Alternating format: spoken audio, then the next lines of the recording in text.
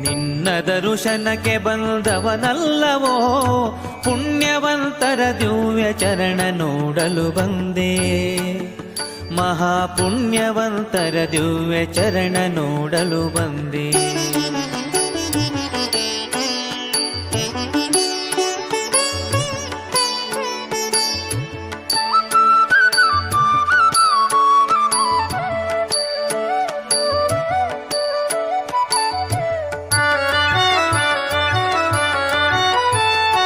ಎಲ್ಲಿ ನೋಡಲು ನೀನೆ ವ್ಯಾಪ್ತನಾಗಿರಲಿಕ್ಕೆ ಇಲ್ಲಿಗೆ ಬಾಹ ಕಾರಣವಾವುದೋ.